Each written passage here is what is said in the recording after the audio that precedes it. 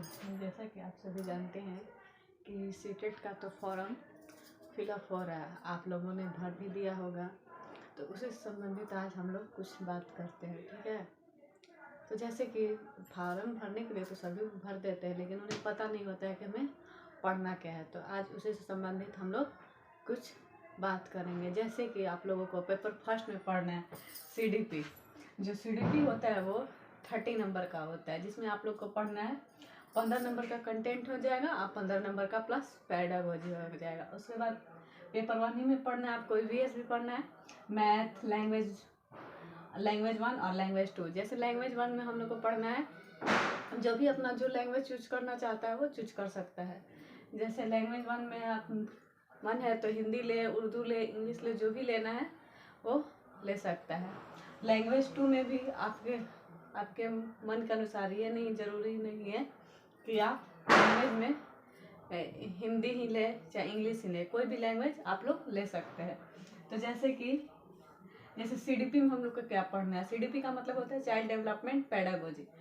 CDP जैसे कि होता है, जैसे हम लोग पढ़ते हैं 15 नंबर का कंटेंट में जैसे हो जाएगा आपको जो भी साइंटिस्ट लोग हैं उन लोगों के बारे में हम लोग पढ़ेंगे, प्लस पेडागोजी 15 नंबर का हो जाएगा। वैसे ही EVS में हो जाएगा, EVS में 15 नंबर का कंटेंट आता है प्लस 15 नंबर का पेडागोजी। जो कंटेंट आता है EVS का, तो EVS जो हम लोग को पढ़ना है ना दोस्तों, वो पढ़ना है 3, 4, 5 का EVS पढ़ना है।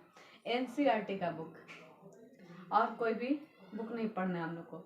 जो भी पढ़ना है ऑथेंटिक रहता है वही बुक, NCERT का वही बुक आप लोग को पढ़ना है।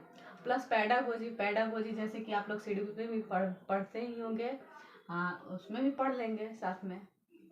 और रहा मैथ की बात, तो मैथ में जैसे 15 नंबर का कंटेंट आता है और प्लस 15 नंबर का पेडागोजी। 15 नंबर का कंटेंट में हम लोग यही पढ़ना है, जैसे बेसिक सा चीज़ पढ़ना है, ना ही ज़्यादा ना ही कम पढ़ना है। ठीक है दोस्तों, बेसिक में जैसे जोड़, घटाव, गुना, भाग, फ्रैक्शन, मल्टीप्लिकेशन, यही सब पढ़ना है। जैसे प्लेस वैल्यू, फेस वैल्यू, ज़्यादा कुछ नहीं आता है मैथ में भी, मतलब जो जिनिमम है ना वही मैथ आता है, ज़्यादा कुछ नहीं।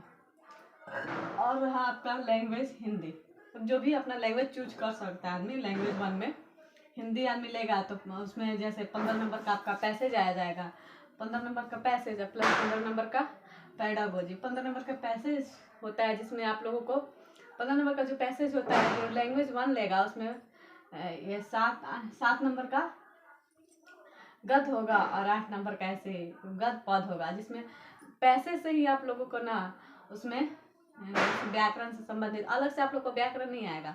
जो पैसेज रहेगा ना उसी में से आप लोग का व्याकरण भी आएगा, और उसी में से जो व्याकरण रहता है वही आप लोग को उसमें से सॉल्व करना रहता है। और 15 नंबर का प्लस पेडागोजी, तो पेडागोजी भी उतना कोई मतलब हार्ड नहीं रहता है। मतलब समझिए कि जो हम लोग CDP सब पढ़ते हैं ना, बस वही लेवल में है आपको। ठीक है, तो ये भी कोई उतना हार्ड नहीं है।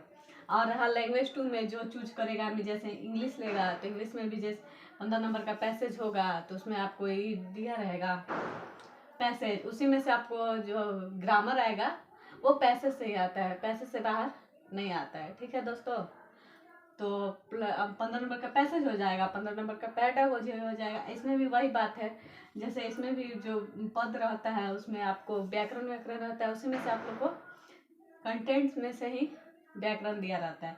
जो पैसेज ऊपर में दिया रहेगा उसमें से आप लोग हल कर सकते हैं। ठीक है दोस्तों, थैंक यू।